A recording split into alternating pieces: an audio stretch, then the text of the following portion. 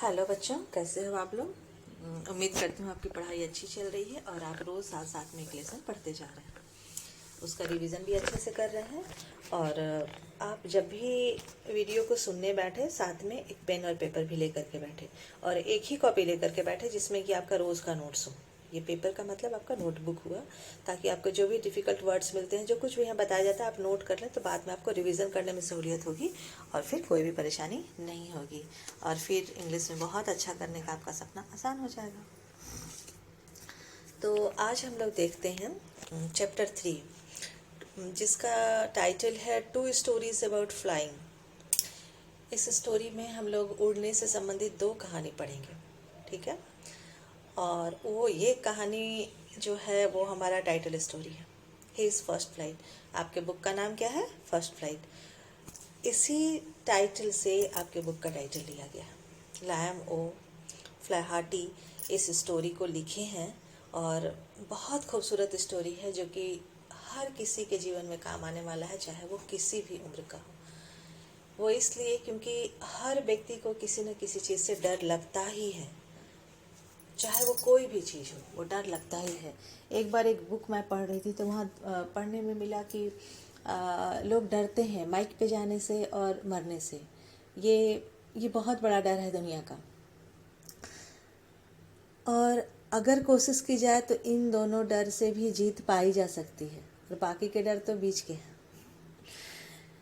और इसी तरह से यहाँ देखते हैं कि एक बर्ड है और उसको बर्ड का काम ही है फ्लाई करना। बर्ड को इसीलिए हम जानते हैं कि वो फ्लाई कर सकती है। बर्ड को ही देख करके हमने एरोप्लेन बनाया, क्योंकि ह्यूमन बीइंग की भी इच्छा हुआ करती थी कि वो भी फ्लाई करे स्काई में। तो लेकिन ये बर्ड का जो बच्चा है ना, इसको उड़ने का मन तो है बट इसको डर बहुत लगता है, और इसीलिए ये अपने बाकी के जो पीयर्स हैं, जो इसके अपने सिबलिंग्स हैं, उन लोगों के तुलना में देर से फ्लाई कर पाता है। अब यही चीज़ जो है ये बहुत अच्छा है जानने के लिए, ज़िंदगी के लिए, कि ठीक है डर लग रहा है, वो नेचुरल है। वो डर सबको लगता है। कोई भी काम आप शुरू करते हैं तो ये डर होना नेचुरल है, लेकिन इस डर के पार जाने के बाद फिर सब कुछ बहुत अच्छा हो जाता है।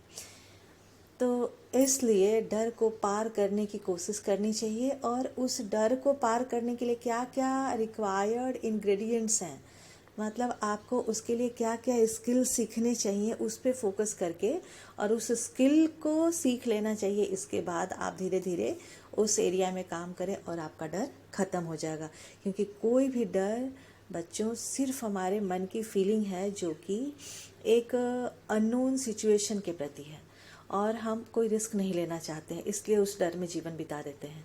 लेकिन अगर रिस्क लेने की तैयारी हो जाए तो रिस्क लेने की तैयारी में क्या है कि भाई पहले सीखे, ऐसे नहीं कि यूं ही कूद पड़े किसी भी नए फील्ड में, नहीं।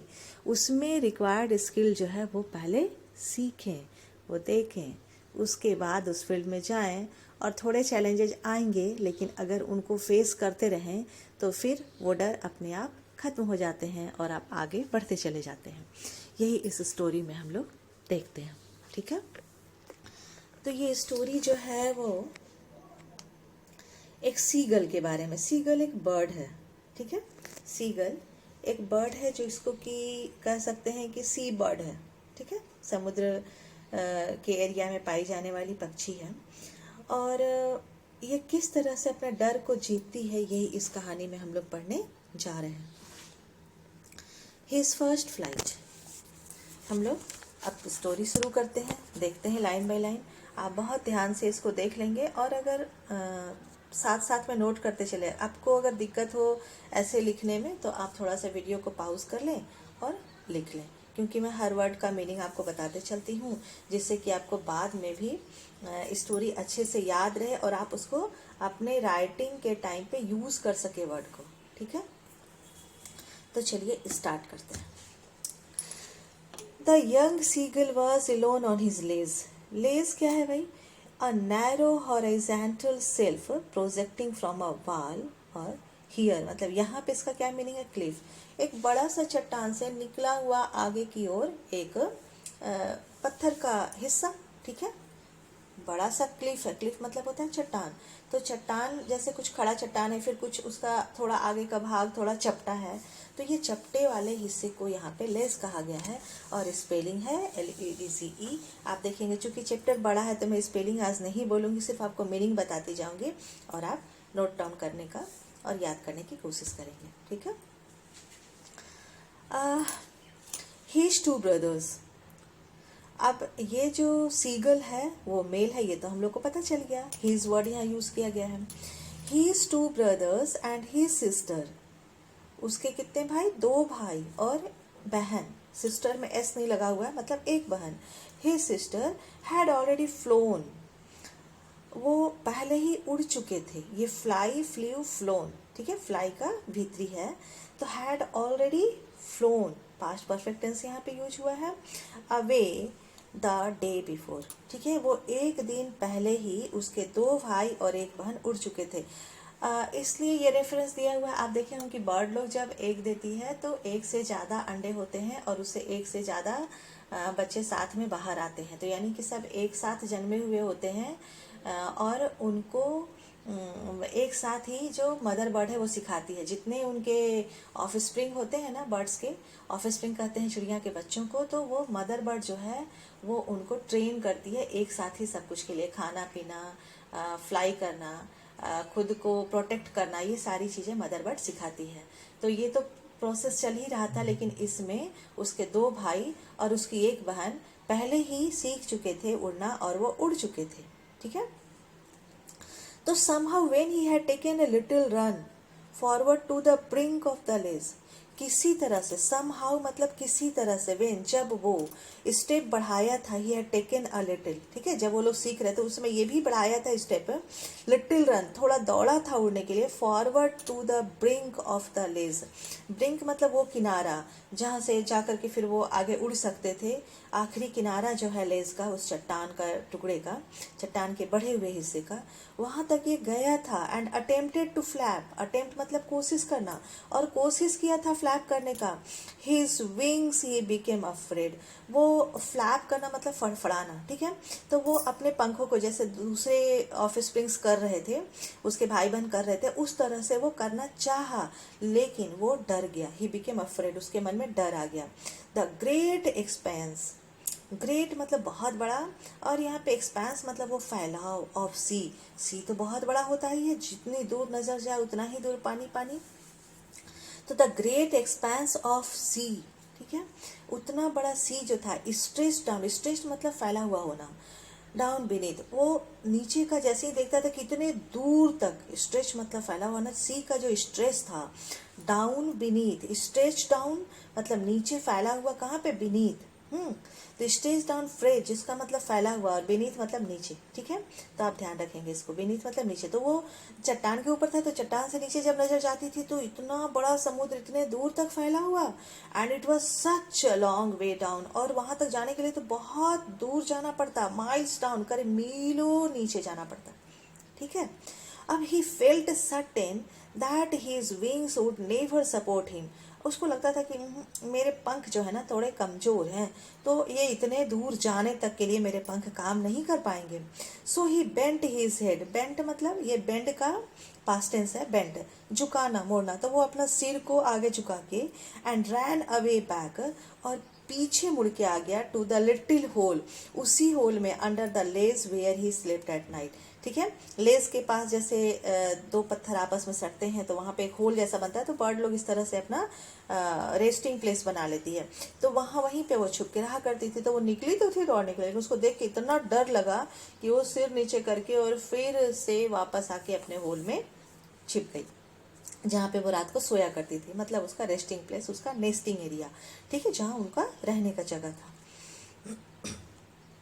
Even when each of his brothers and his little sister, whose wings were far shorter than his own, ran to the brink, flapped their wings and flew away.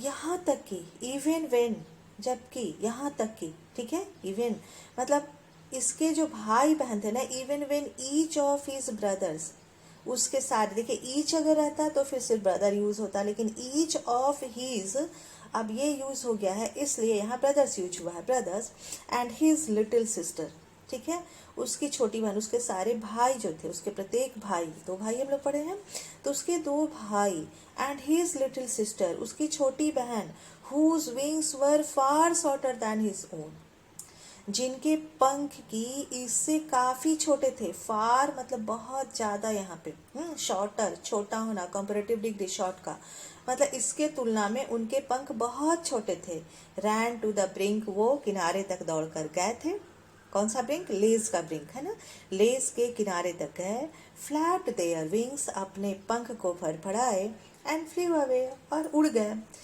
He failed to muster up courage, muster मतलब होता collect करना, जमा करना, इकट्ठा करना, ठीक है, तो ही फेल्ड टू मस्टर अप करेज, वो असफल हो गया साहस इकट्ठा करने में, मतलब कहते हैं हिम्मत नहीं जुटा पाए, तो वही काम, वो हिम्मत नहीं जुटा पाया। He failed to muster up courage to take that plunge, which appeared to him so desperate, ठीक है। अब ये जो है हिम्मत नहीं जुटा पाता था, किस लिए, वो प्लंज मतलब होता है कि अचानक से छलांग लगा देना, ठीक है, टू जंप सडनली, है ना, विथ फोर्स, तो उड़ने के लिए पहली बार जो है वो तेजी से, फोर्स के साथ एक एनर्जी लगानी है, जंप करने जैसा एनर्जी लगानी है, तभी जाके वो पंख जो है सो धीरे धीरे मूव करता हुआ और बर्ड्स जो है सो ऊपर उड़ती है। तो वो ये काम करने में असफल हो गई। सो टू टेक दैट प्लंज, ठीक है, वो एक बार वाली जो कोशिश थी कि वो सडन फ्लाई कर सके, जंप लगा दे, वो नहीं कर सकी। Which appear to him so desperate, जो कि उसके लिए ऐसा लग रहा था कि नहीं, ये बहुत मुश्किल है और ये बहुत खतरनाक है, ठीक है, ये नहीं किया जा सकता है, मतलब ये किए तो बस गए, है ना, इस तरह का उसके मन में डर आ गया। हम क्यों डरते हैं, इसी बात से डरते हैं कि नहीं ये हो जाएगा, हम मर जाएंगे, ऐसा हो जाएगा, लेकिन मृत्यु से क्यों डरना, मृत्यु तो एक न एक दिन आनी ही है, तो फिर जब तक है तब तक अच्छे से समझदारी से काम करते हुए जिए। तो अब क्या है, इसके दो भाई और बहन उड़ चुके हैं, ये भी कोशिश किया लेकिन फेल हो गया, उस कोशिश में शामिल था, लेकिन जब आखिरी स्टेप उठाना था, जब प्लंज करना था, तब ये हिम्मत नहीं जुटा पाया। His father and mother had come round, calling to him shrilly. अब ऐसा देख करके उसके फादर और मदर जो थे वो उसके पास आ गए, और श्रीली मतलब बहुत लाउडली एंड फोर्सफुली होता है ना, लाउडली एंड फोर्सफुली वो लोग उसको अपब्रेडिंग ही, मतलब वो देखिए ये गलती करे यहाँ तक आ करके और ये रुक गया, तो अपब्रेड मतलब होता है to find fault and scold, ठीक है, गलती देखने के बाद फिर डांट करना। घर में आपको भी डांट पड़ती होगी, स्कूल में कुछ गलत करते हैं, कोई टीचर देख ले तो आपको डांटते हैं, तो दैट इज कॉल्ड अपब्रेडिंग। तो वो लोग देखे कि वाह इतना दूर तक आया, बाकी के बच्चे उड़ गए और ये तो उड़ा ही नहीं, तो आके वो उसको डांटने लगे, threatening to let him serve on his lays unless he flew away. Sorry, threatening to let him starve, और वो उनको ए धमकी देने लगे, क्योंकि माता पिता उसको सिखा रहे थे, उसको चाहते थे कि वो भी उड़ना सीख जाए। अब वो डर रहा था, तो ये डर को हटाए कैसे, तो वो लोग उसको डांट भरी धमकी देने लगे कि अगर तुम उड़ोगे नहीं तो तुमको यहाँ पे भूखे छोड़ दिया जाएगा। स्टार्व मतलब भूखे रहना, तो threatening to let him starve on his ledge, उसी लेज पे वो उसको भूखे छोड़ देंगे, अनलेस ही फ्लू अवे, अगर वो नहीं उड़ा तो, ठीक है, अनलेस मतलब यदि नहीं, तो अगर वो नहीं उड़ा, यदि वो नहीं उड़ा तो वो लोग उसको भूखे छोड़ देंगे, मतलब पेरेंट्स अब उसकी हेल्प नहीं करेंगे, ऐसी धमकी वो देने लगे। But for the life of him he could not move, लेकिन अब उसको तो अपने जीवन का डर था कि भाई नीचे जाएंगे तो कहीं गिर के मर जाएंगे, मेरे पंख तो साथ ही नहीं दे पाएंगे उतना दूर जाने तक, तो इसलिए फिर वो डांट खाने के बाद भी वो मूव ही नहीं किया, कुछ नहीं, कोई रिस्पॉन्स नहीं, वो बिल्कुल नहीं हिला, ठीक है। दैट वॉज 24 आवर्स अगे, अब ये घटना जो थी वो 24 घंटा पहले की थी, ठीक है। कि जब उसको सिखाया जा रहा था उसके भाई बहन उड़ गए, वो नहीं उड़ पाया, वो प्लंज नहीं कर पाया, और फिर उसके मदर और फादर आकर के उसको बहुत डांटे और उसको थ्रेट किए कि अब तुमको कुछ भी खाना पीना नहीं मिलेगा, तुमको यहीं छोड़ देंगे। ये डांट जो है वो आगे चल के डिस्कस करेंगे कि किस तरह से मेडिसिन के जैसा काम करता है। That was 24 hours ago. अब ये घटना जो थी वो 24 घंटे पहले की थी। Since then nobody had come near him, और उस 24 घंटे में कोई उसके पास नहीं आया। 24 घंटे में कोई उसके पास नहीं आया। The day before all day long, एक दिन पहले सारा दिन, he had watched his parents. जिस दिन ये घटना हुई थी उस दिन वो सारा दिन, जब वो डांट के चले गए उसके पास कोई नहीं आया, तो वो क्या, वो सिर्फ देख रहा था दिन भर। क्या देख रहा था? All day long he had watched his parents flying about with his brothers and sisters, कि उसके पेरेंट्स जो है उसके भाई और बहन के साथ उड़ रहे हैं।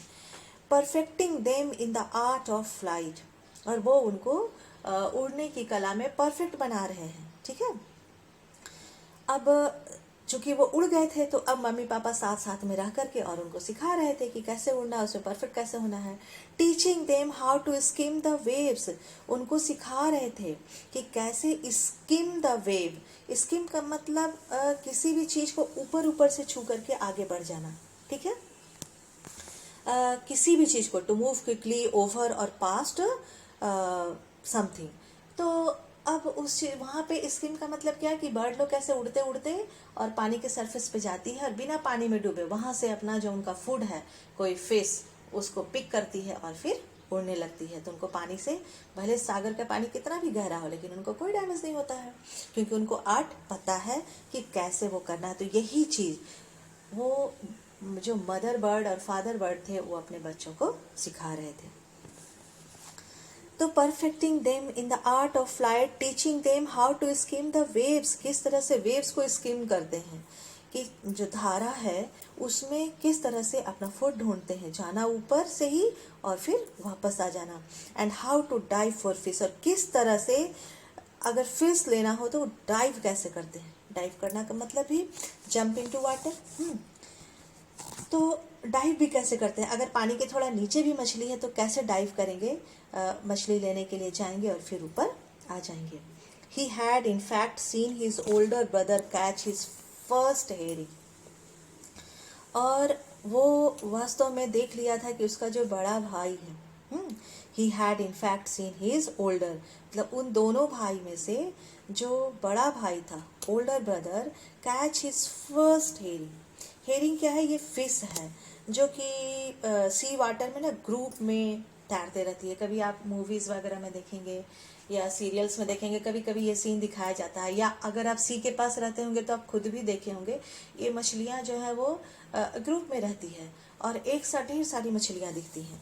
तो वो देखा था कि किस तरह से उसके बड़े वाले भाई ने, ठीक है, वो हेरिंग का हंटिंग किया था, किस तरह से उसको कैच किया, हेरिंग, एंड डिवाउर इट। डिवाउर मतलब ऐसे खाना जैसे आपको खूब भूख लगी हो, क्योंकि अब उसका पहला फूड था ये, जिसको उसने खुद ही पाया था। तो जाहिर उसके पहले वो बहुत मेहनत कर रहा था और थक के उसको बहुत भूख लग गई थी। तो वो उसको देखा था कि किस तरह से उसका भाई जो है वो फिश को कैच किया और फिर उसको डिवाउर भी कर रहा है। Devour means to eat something quickly because you are very hungry. ठीक है, बहुत जल्दी जल्दी खाना जब आप भूखे होते हैं तो अभी तक तो इन लोग को पेरेंट्स खिला रहे थे फिश पकड़ पकड़ के, लेकिन जब ये पहली बार खुद से फिश पकड़ा है तो इसको तो खाने में बहुत मजा आ रहा है और ये डिवाउर कर रहा है, ये उसको खा रहा है जल्दी जल्दी। अब ये सारा चीज सीगल जो कि अभी तक बहुत डर रहा था, ये चुपचाप अपने लेज पे ही बैठा बैठा देख रहा है सबको।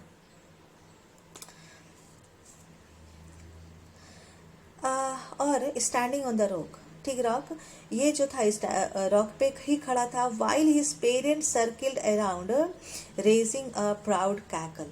ठीक है, कैकल जो है वो बहुत खुशी की जब आवाज निकालते हैं ना, to laugh loudly, that is, मतलब उनका जो पेरेंट बर्ड्स थे ना वो बहुत खुश हुए जब उसका बड़ा भाई जो है वो हेरिंग को कैच कर पाया।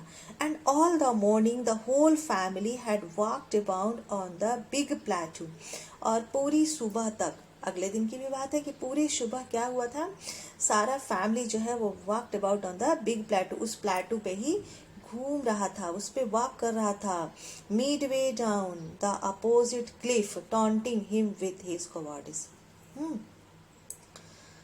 और उसको बीच में करके ऐसे लग रहा था कि जैसे सब जो है वो क्लिफ के अपोजिट साइड में हो गए और इसके ऊपर टॉन्ट कर रहे थे।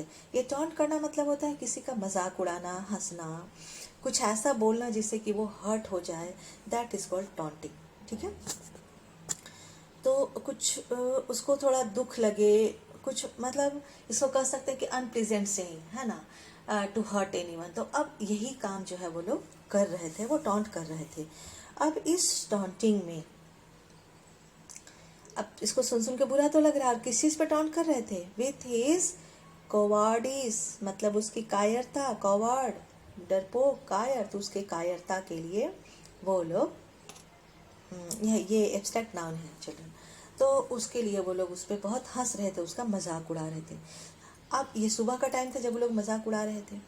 एक दिन पहले वो लोग सब सीख चुके थे, वो उड़ रहे थे, पेरेंट्स सिखा रहे थे, वो हो गया। फिर नेक्स्ट सुबह ये हुआ कि अब वो लोग जो है सो इस पे बहुत इसका मजाक उड़ा रहे हैं, इसको गुस्सा दिला रहे हैं, ठीक है, इसको स्नियर कर रहे हैं, मॉक कर रहे हैं।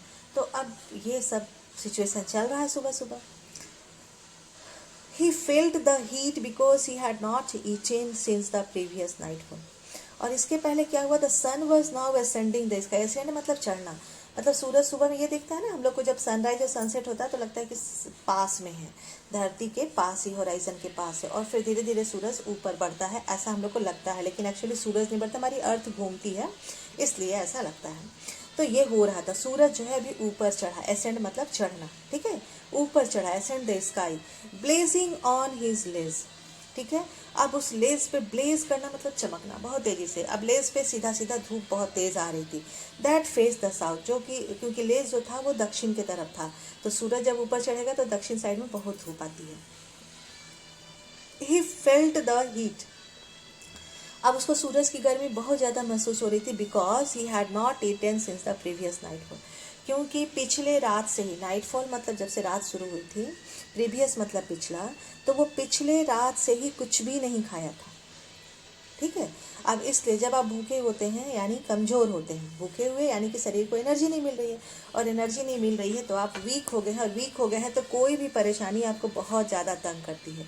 और यही बात अभी हो रहा है कि जो वायरस का मामला है वो वैसे ही लोगों को तंग कर रहा है जिनकी की इम्यूनिटी लो है, जो कि शरीर से कमज़ोर है, क्योंकि हमारी इम्यूनिटी ही हमको स्ट्रेंथ देती है किसी भी ऐसी अनवांटेड चीज़ से लड़ने और उसको हराने में, जो कि हमारे शरीर के लिए ठीक नहीं है, हमारे लिए नुकसानदायक है।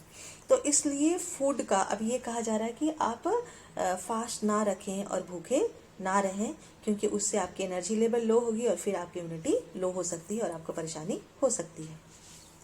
तो ये हमेशा ही ध्यान रखेंगे कि अपनी एनर्जी लेवल को कम नहीं होने देते हैं।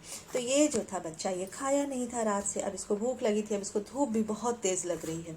ही step slowly out to the brink of the ledge, वो धीरे धीरे बढ़ के और लेज के ब्रिंक तक आया, लेज के उस किनारे तक आया जहां से वो फ्लाई करना चाह रहा था, कि वो प्लंज करे और आगे बढ़े। And standing on one leg with the other leg hidden, और बाहर आके क्या किया, वहां आकर के वो खड़ा हो गया एक पैर पे, and the other leg hidden, दूसरा लेग को उसमें छिपा लिया, हाइड से ये हिडन बना है, उसको छिपा लिया अंडर हिज विंग, पंख के नीचे। ही क्लोज्ड वन आई, और वो एक आंख को बंद कर लिया। देन द अदर, ये देखिए बर्ड का, ये सारे लोग यहाँ पे घूम रहे हैं, और ये बर्ड जो है सो यहीं पे किस तरह से, ये बर्ड अपना, यही है लेस और यही है लेस का ब्रिंक, जहाँ पे आकर के वो जो है बस डर जाता है और फिर पीछे चला जाता है।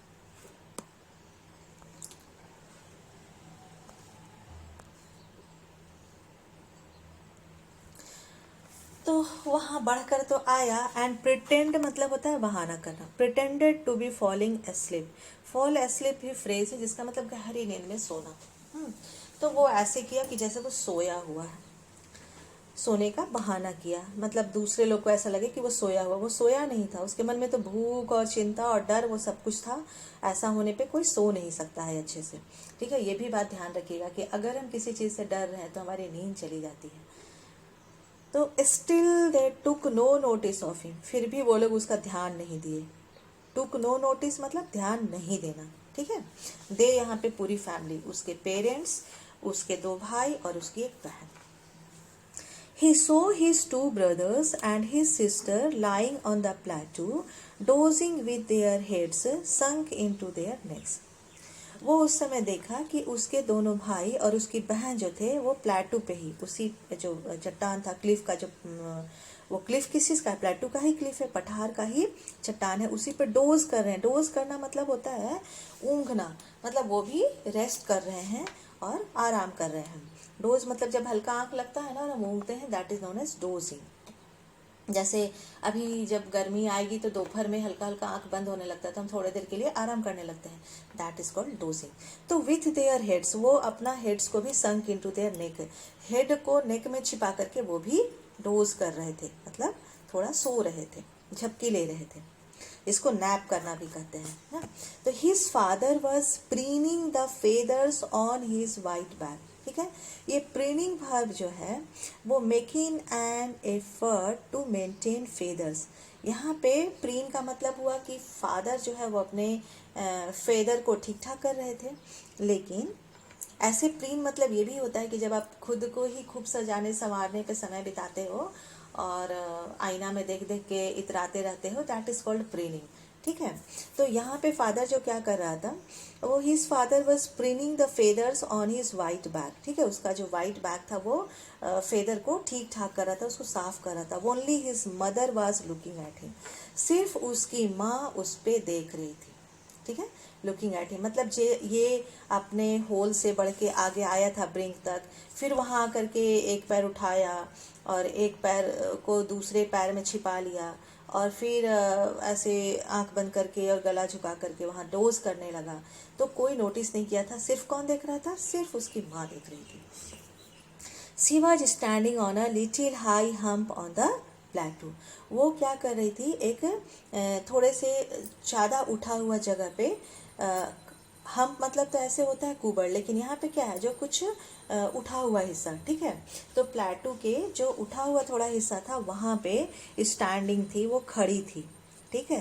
And her white breast thrust forward, और उसका जो वाइट ब्रेस्ट था,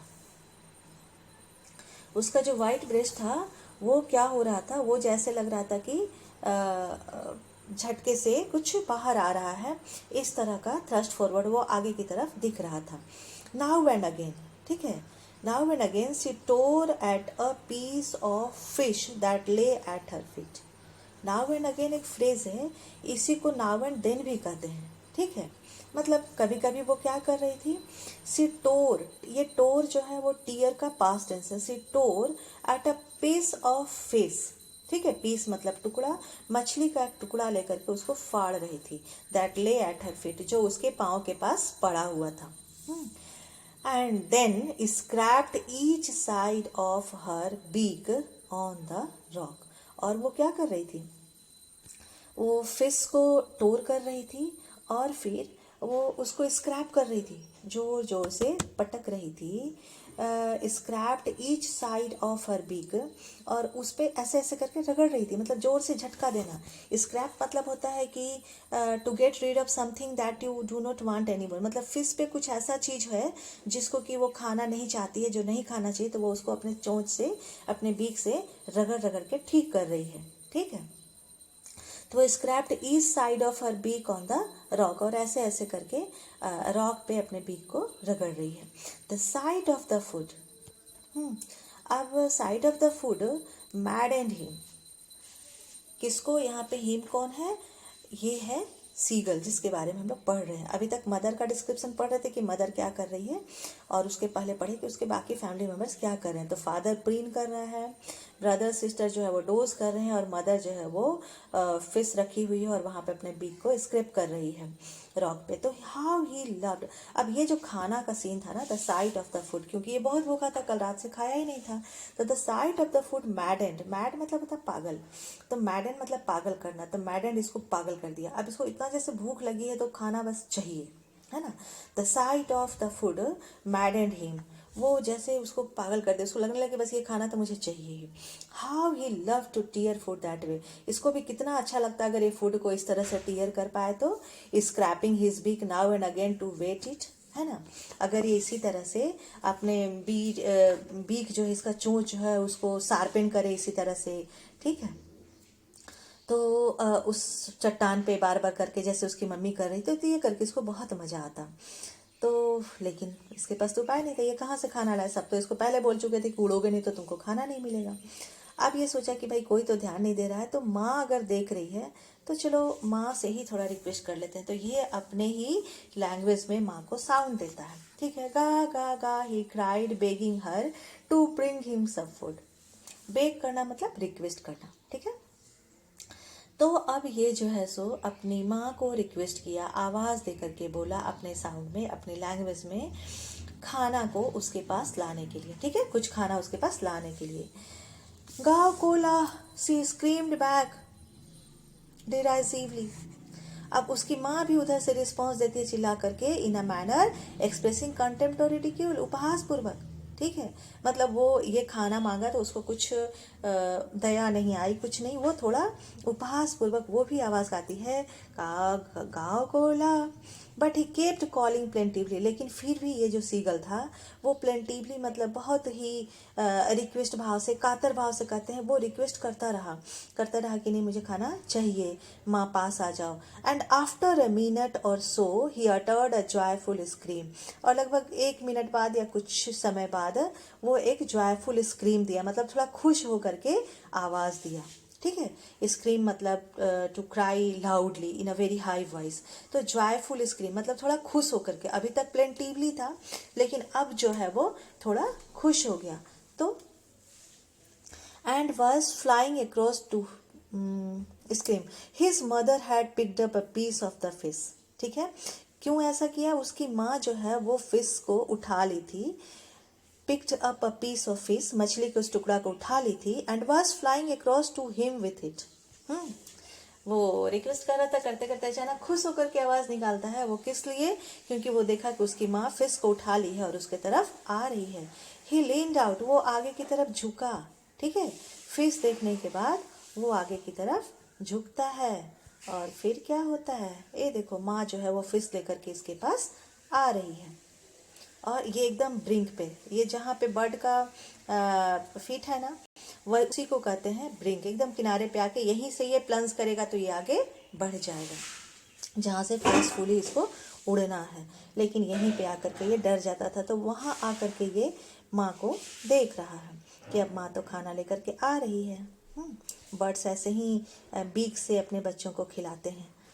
तो अब बहुत ईगरली वो बढ़ने लगा, tapping the rock with his feet, और अपने पैर को रॉक पे टैप करने लगा। टैप करना मतलब थपथपाना, ऐसे ऐसे पैर को खुशी से आवाज़ देने लगा, ठीक है।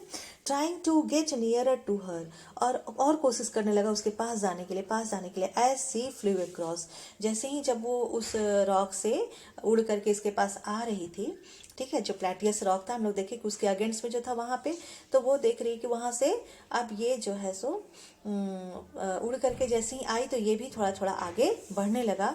But when she were just opposite to him, जब बस उसके पास आ ही गई थी, अपोजिट मतलब जस्ट उसके उल्टे साइड में, ठीक, she were just opposite to him, she halted, वो रुक गई।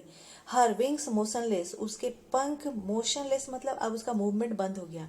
उड़ने के लिए पंख को हिलाना पड़ता है, तो वहां पे पंख में अब कोई मोशन नहीं हो रहा था, कोई एक्टिविटी नहीं हो रही थी।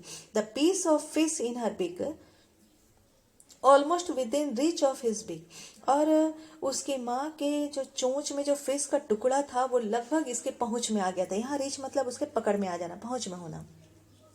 तो with in reach of his बिक, ये अपने चोंच से उसको ले सकता था, मतलब थोड़ा पहले आकर के माँ रुक गई तो मछली तो लटकी हुई है तो थोड़े दूर तक तो है, तो थोड़ा सा ये अपने बीक को आगे बढ़ाएगा तो ले सकता है मछली, ऐसा इसको लगा।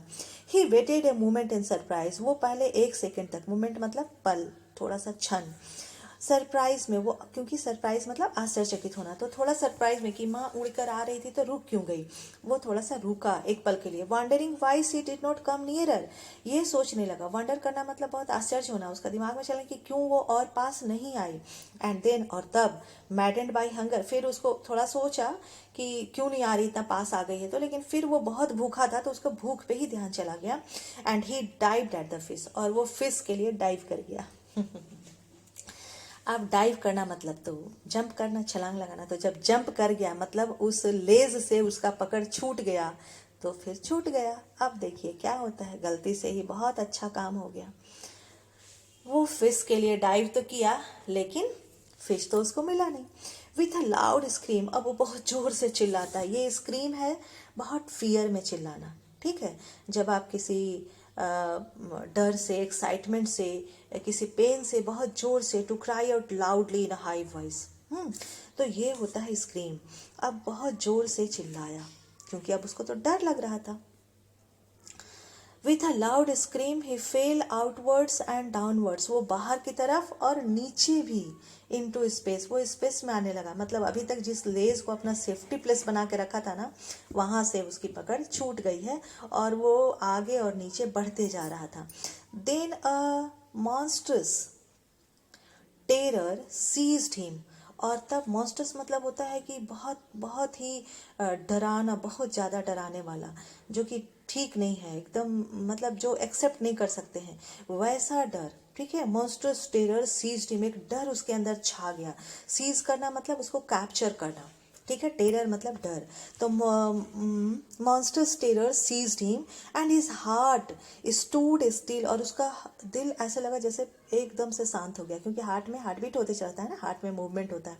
अब अचानक लगा कि इसी को कहते हैं कि दिल बैठ जाना, एकदम से सब उम्मीद खो जाना, तो कुछ पल के लिए ऐसा उसके साथ हो गया।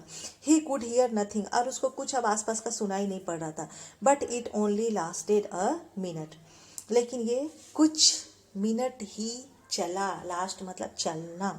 अब आप ये मोमेंट जो आया है ना कि आसपास का कुछ सुनाई नहीं पड़ रहा है और वो एकदम से बस उसका हार्ट लग रहा है कि बैठ गया है, कोई मूवमेंट नहीं है, ये मोमेंट आप याद करो बच्चों कि आप स्कूल में जब होते हैं और कोई असेंबली की एक्टिविटी मिलती है, फर्स्ट टाइम आपको माइक पे जाना है तो यही होता है। बहुत सारे बच्चों को जब मैंने तैयार कराने की कोशिश की थी तो वो उनका यही रिस्पॉन्स आता है, नहीं मैम बहुत डर लगता है, no ma'am please ma'am give this chance to her like that, they are just saying कि नहीं मुझे नहीं, उसको दे दीजिए। But see sometime boys are also very much afraid, नहीं मैम प्लीज। बॉय तो लड़कियां फिर भी थोड़ा हिम्मत कर ले, लेकिन लड़के तो और भी कि नहीं मैम प्लीज, वो फिर थोड़ा स्मार्ट एक्सक्यूज देने लगते हैं, ma'am next time I will do surely. तो ऐसा करके बहाना करके वो बसते चले जाते हैं, but actually they are just giving shelter to their fear. वो डर को शेल्टर दे रहे हैं, डर को कभी भी शेल्टर नहीं देना चाहिए।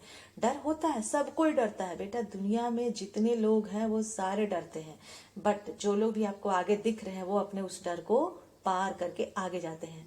अब ये बर्ड जो है अगर डरती ही रहती तो जाती नहीं, ये इसका डाइव होना और इसका सारा डर खत्म हो जाना। देख लीजिए वो सारा चीज कितने देर चला, बस 1 मिनट के लिए, सिर्फ और सिर्फ 1 minute, but it only lasted a minute. यही हाल होता है उन बच्चों के साथ जो कि नहीं चाहते हैं, लेकिन जब उनको जबरदस्ती प्रिपेयर कराया जाता है कि नहीं आपको बोलना है, तो फिर वैसे स्थिति में बस कुछ सेकंड्स के बाद, कुछ मिनट के बाद उनका डर खत्म, और जब अपना काम पूरा करके आते हैं तो फिर उनका कॉन्फिडेंस और उनकी खुशी जो है वो देखने लायक होती है।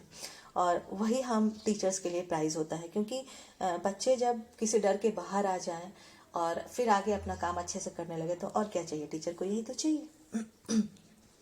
तो the next moment he felt his wings, और अगले ही पल वो क्या किया, वो ऐसा महसूस किया कि हिज विंग्स स्प्रेड आउटवर्ड्स, उसके पंख जो है वो फैले हुए हैं। The wind rust against his breast, और हवा जो है उसके ब्रेस्ट के अगेंस्ट में बह रही है, ठीक है, ब्रेस्ट मतलब सीना, ठीक है, ब्रेस्ट फीदर्स, तो सामने वाले जो पंख है ना उसके मतलब हवा उससे टकरा रहा है उसके अगेंस्ट में, यानी कि ये आगे बढ़ने लगा था। देन अंडर हिज स्टोमक, उसके पेट के नीचे भी, एंड अगेंस्ट हिज विंग्स, पंखों के नीचे भी, सब कुछ अब उसको पता चल रहा है।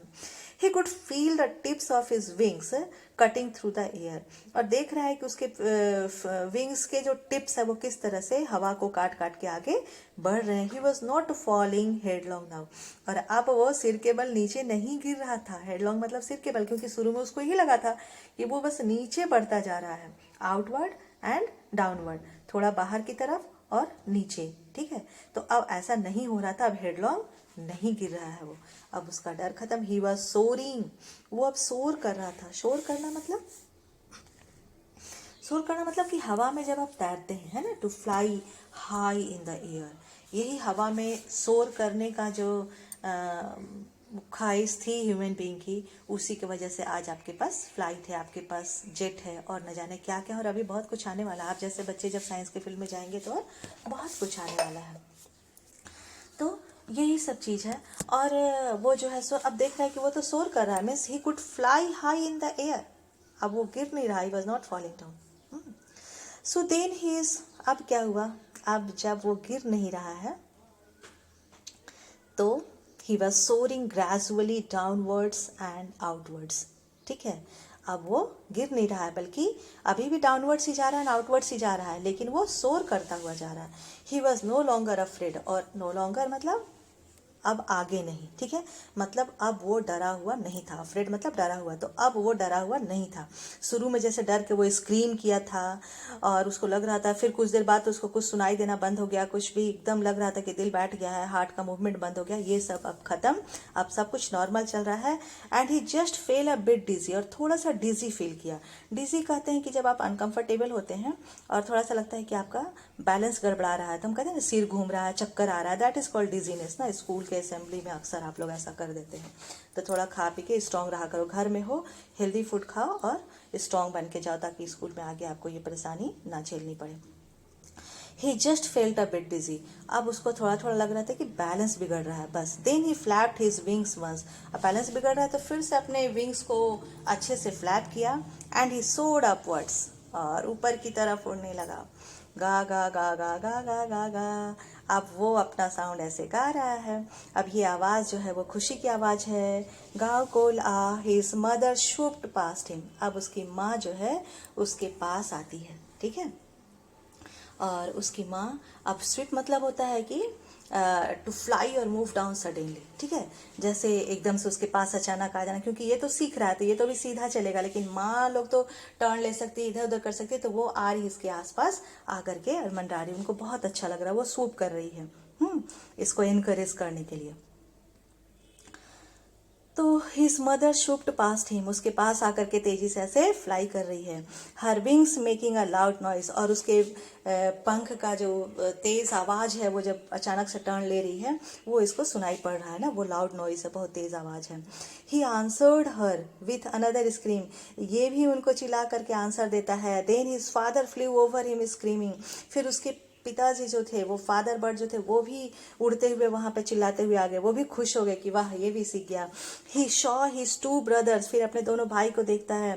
And his sister flying around him, अभी तक इसको कुछ दिख नहीं रहा था, लेकिन अब देख रहा है कि सब इसके आसपास है, ठीक है। जब इसका डर खत्म हुआ तो ये सब फील कर रहा है कि अब ये अच्छे से उड़ सक रहा है, इसको कोई डर नहीं लग रहा है। और इसकी मदर इसके पास आ रही है गाते हुए खुश होकर के, और इसके फादर भी इसी के पास हैं, इसके ब्रदर्स भी इसके पास है, और इसकी जो लिटिल सिस्टर है वो भी इसके पास है।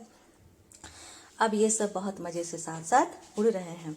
ही saw his two brothers and his sister flying around him curvetting, है ना, वो देखता है कि किस तरह से वो एकदम इसके आसपास आकर के खूब ग्रेसफुली और खूब एनर्जेटिकली वो फ्लाई कर रहे हैं उसके पास आकर के, ठीक है। करवेटिंग यहाँ पे लीपिंग लाइक अ हॉर्स, जैसे हॉर्स छलांग लगाता है ना, लीप मतलब छलांग लगाना, तो हॉर्स छलांग लगाता है बहुत एनर्जी के साथ, वैसे उसके भाई बन कर रहे हैं। तो एक दिन पहले ही तो वो उड़ना सीखे थे और आज ऐसा कर रहे हैं, तो इसको बहुत अच्छा लग रहा है कि ये भी तो कर पाएगा। तो अब हिम्मत जो है वो बढ़ते जा रही। Flying around him curvetting and banking and soaring and diving.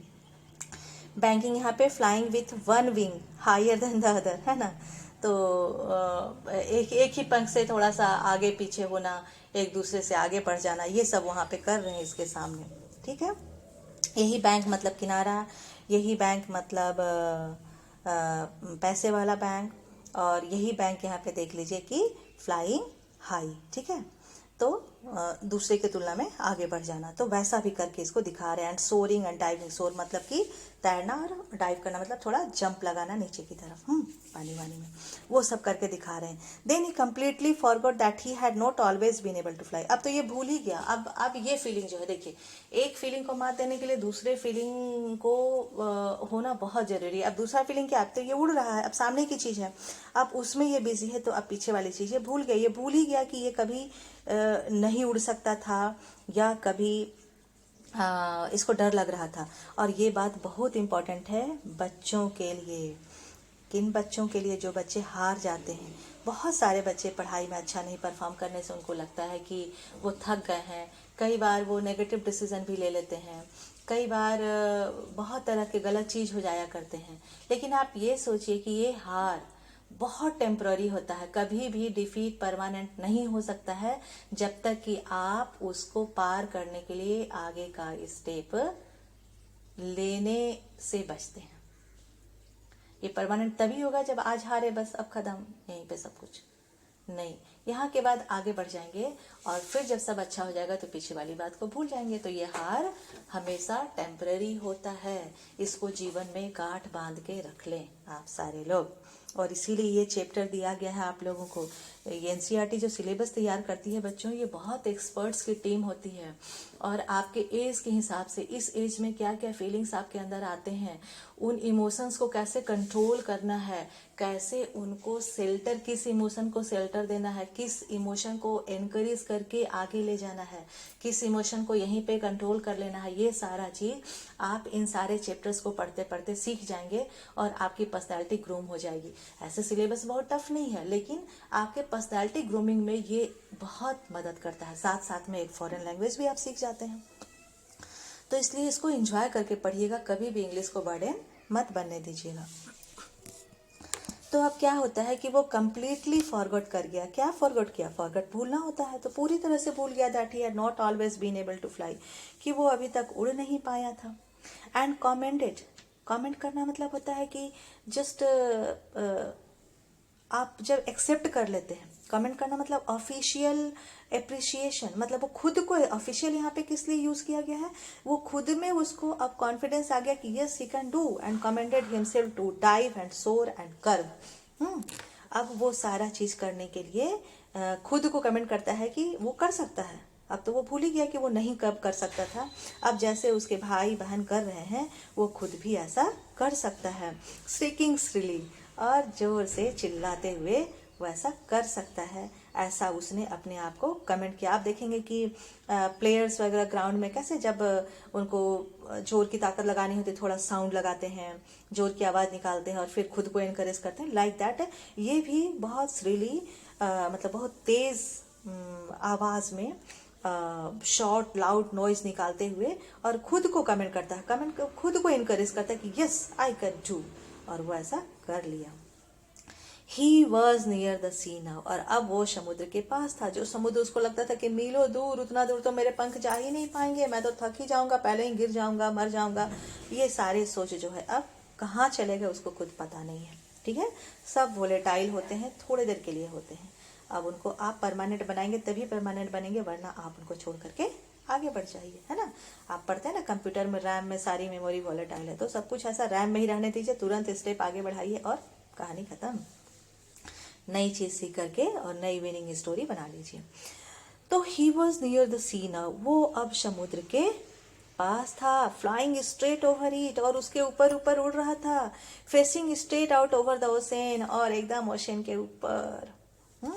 Ocean मतलब महासागर, तो उसके ऊपर ऊपर एकदम उड़ रहा था। He saw a vast green sea, अब उसको हरे रंग का सी दिख रहा था बीनीथ हिम, ठीक है, उसके नीचे। अब वो इतना नजदीक आ गया था कि ग्रीन सी दिख रहा था, विथ लिटिल रीजेस, उसमें रीजेस थे छोटे छोटे, moving over it, and he turned his beak sideways and cawed amusedly. अब वहां पे क्या किया कि वो मूव करने लगा, ठीक है, विथ लिटिल, वो सी जो था वो उसको दिख रहा है कि वहां पे रीजेस भी हैं, और काव करना मतलब होता है वो आवाज निकालना, ठीक है। जब खुश होकर के आवाज निकालते हैं कौवा काऊ काऊ करता है ना, दैट इज कॉल्ड काऊ। हाँ, तो काउड एम्यूजली, एम्यूजली मतलब खुश होकर के, तो बहुत खुश होकर आवाज, मतलब एकदम वाह मचा आ गया, वाह मैंने कर लिया। इस साउंड के साथ वो अब नीचे आ रहा। His parents and his brothers and sisters had landed on this green flooring ahead of him, और उसके आगे वो लोग भी वहां लैंड कर गए थे उस ग्रीन फ्लोर पे। ग्रीन फ्लोर मतलब वो ओशन के पानी पे। They were beckoning to him, beckon करना मतलब just to call with a movement, किसी को पास बुलाना, इशारा करके बुलाते हैं ना, दैट इज कॉल्ड बेकन। ठीक है, to show somebody with a movement of your finger, ठीक है, और हैंड, ऐसे करके बुलाते हैं ना। तो वो लोग अपने बॉडी के मूवमेंट से उस तरह का उसको इंडिकेशन दे रहे हैं, that is called here beckoning. ठीक है, तो वो उसको बेकन कर रहे हैं, मतलब बुला रहे हैं, पास बुला रहे हैं। वो लोग पानी पे पहले पहुंच गए, इसको तो पानी देख के मजा आया कि वाह मैं भी समुद्र के पास आ गया, और अब उसको बहुत मजा आ रहा है। तो वो लोग उसको बुला रहे, कॉलिंग श्रीली, जोर जोर से आवाज दे करके। He dropped his legs to stand, वो अपना पैर रखता है पानी पे खड़े होने के लिए, ऑन द ग्रीन सी, ठीक है, रखता है। बट क्या हुआ, हिज लेग्स सैंक इनटू इट, लेकिन उसका पैर उस पर नहीं रह पाया, जैसे कि उसके और फैमिली मेंबर्स के पैर उस पर फ्लोट कर रहे थे, तैर रहे थे, वो डूब नहीं रहे थे, लेकिन इसका पैर जो है सिंक करने लगा, उसी का पास्ट टेंस है सैंक, वो डूब गया। पैर जो था, बस पैर जो है मतलब पानी पे नहीं रह पाया, पैर डूबा। तो क्या हुआ, ही स्क्रीम्ड विथ फ्राइट, अब वो डर के चिल्लाया, पानी पे पैर रखा, सबको देखा रखते हुए, वो भी रखा, तो उसको लगा कि पैर तो नीचे धंस रहा है। Screamed with fright and attempted to rise again flapping his wings, और फिर कोशिश किया अपने विंग्स को फ्लैप करने के लिए, ऊपर उठने के लिए। बट ही वॉज टायर्ड, लेकिन वो थक गया था, एंड वीक विथ हंगर, और बहुत कमजोर भी हो गया था भूख से, and he could not rise, वो उठ नहीं सका। ठीक है, वो कोशिश तो किया फिर से फ्लैप करने का, लेकिन नहीं कर पाया। एग्जॉस्टेड मतलब पूरी तरह थका हुआ। बाई द स्ट्रैंज एक्सरसाइज, ये एक्सरसाइज उसके लिए स्ट्रैंज ही था। स्ट्रैंज मतलब बहुत Ajiba, new kind of thing. तो ये स्ट्रैंज एक्सरसाइज जो था, इससे वो बहुत थक चुका था, क्योंकि उससे तो गलती से ये हो गई थी, है ना। वो अपनी मम्मी से फूड लेने के लिए डाइव किया था, और इतना कुछ नया हो गया था, तो बहुत मजा किया इतने देर, लेकिन अब वो थक गया था। His feet sank into the green sea, उसका पैर जो था वो अभी भी ग्रीन सी में वो सिंक किया, उसी का past tense sank. And then his belly, उसका बेली भी अब टच करने लगा, मतलब पैर डूबा, फिर उसका बेली, बेली पेट ना, स्टमक, अब वो भी उसको टच करने लगा पानी को। एंड ही सैंक नो फार्दर, और उसके बाद वो नहीं डूबा, सिर्फ पैर डूबा था, तो उसको तो डर लगा और चिल्लाया, लेकिन फिर थोड़ी देर में वो कोशिश किया उड़ने का, नहीं उड़ पाया, फिर उसका पेट भी पानी को टच करने लगा। जब टच करने लगा, यानी कि वो स्किल सीख गया कि पानी पे तैरना कैसे है। अब वो डूब नहीं रहा था, he was floating on it, अब उस पर फ्लोट कर रहा था, तैर रहा था। फ्लोट करना मतलब पानी पे तैरना।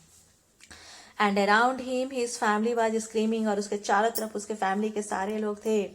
प्रेजिंग हिम, उसकी तारीफ कर रहे थे। And their beaks were offering him scraps of dogfish, ठीक है, और वहां से वो फिश पकड़ पकड़ के उसको स्क्रैप करके उसको वो खाने को दे रहे थे, वो अपने बिग से। He had made his first flight, और इस तरह से उसने अपना फर्स्ट फ्लाइट पूरा कर लिया था। और सारे फैमिली वाले उसको एक तरह से अवार्ड दे रहे थे, वो भूखा था, उसको खाना की जरूरत थी, तो अब दे रहे थे। यही लोग उसको उस समय अगर दे देते, अब देखिए बच्चे, बहुत जरूरी बात लाइफ के लिए, यही खाना अगर उसको सीखने के पहले मिल गया होता, तो वो बच्चा कभी भी उड़ना सीख ही नहीं पाता, जितना डीप फियर उसके हार्ट में बैठा हुआ था। इसलिए क्या हुआ, वो सारे लोग उससे दूर हो गए और उसको बोले कि तुमको बिल्कुल खाना नहीं देंगे, तुमको भूखे रहना पड़ेगा अगर तुम नहीं सीखे तो, ठीक है। और खाना के ही चक्कर में फिर वो सीखा। तो अब क्या होता है बच्चों के लाइफ में कि अभी आप छोटे हो, ये बर्ड लोग है ना, मतलब दुनिया के सारे जितने एनिमल्स हैं ना, वो बहुत जल्दी ट्रेन हो जाते हैं। जैसे कि एलिफेंट का बच्चा जो है, वो बहुत जल्दी एलिफेंट के सारे क्वालिटीज उसमें आ जाते हैं, काऊ के बच्चे में आ जाते हैं, बर्ड्स के बच्चे में आ जाते हैं। बट ह्यूमन बीइंग के जो बच्चे हैं ना, इनको बहुत लंबी ट्रेनिंग की जरूरत पड़ती है, और उस ट्रेनिंग में बहुत सारे डिस्ट्रैक्शंस भी होते हैं।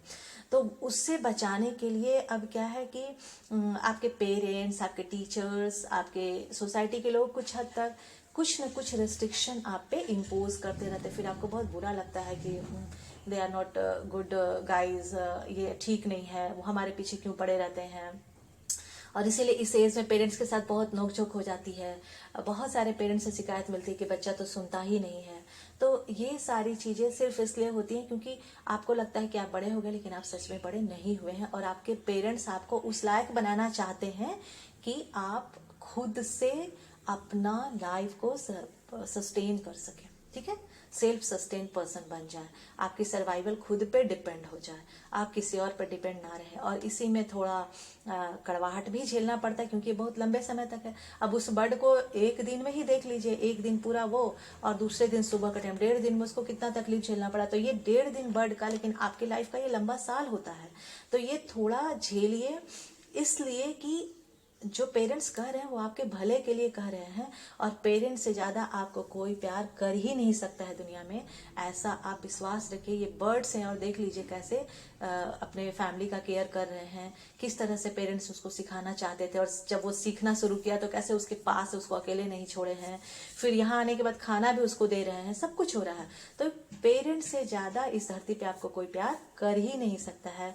आप अपने पेरेंट्स पे यकीन करें और वो जिस तरह से गाइड कर रहे हैं आप आगे बढ़ते चलें, और फिर देखें कि आप अपने लाइफ को किस तरह से सक्सेसफुल और एंजॉइंग बना लेते हैं, और पेरेंट्स को भी अच्छा लगेगा।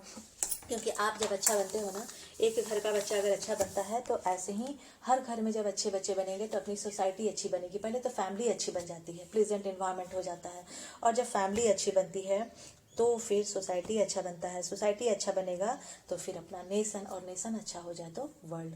तो ये एक चेन है। अगर कहीं पे कोई ये सोचे कि हम ऐसा कर रहे हैं इससे दुनिया को क्या फर्क पड़ी है, तो भाई फर्क पड़ी है। और अभी तो ये फर्क आई होप कि सबको बहुत अच्छे से समझ में आ गया होगा जब आप लॉकडाउन में है, और किस तरह से एक आदमी के गलती करने से कि कोई इन्फेक्टेड है बाहर निकल रहा है, या वो टेस्ट के लिए नहीं जा पा रहा है, और किस तरह से पूरे फैमिली को और पूरे सोसाइटी में इतना बड़ा पूरी दुनिया जैसे थमी पड़ी है। तो अब ये बात समझेंगे कि एक के अच्छे डिट्स का असर भी सब जगह पड़ता है, और एक के बुरे डिट्स का असर भी सब जगह पड़ता है। इसलिए हमको करना क्या चाहिए, अगर इस दुनिया में आए हैं, लाइफ जितना भी मिला है उसमें कुछ अच्छा करके जाएं, और जो भी अपने मन का डर है जीवन में आगे बढ़ने के लिए उसको पीछे छोड़ करके और आगे बढ़ते जाएं और सफल हो जाएं। All the best. Thank you.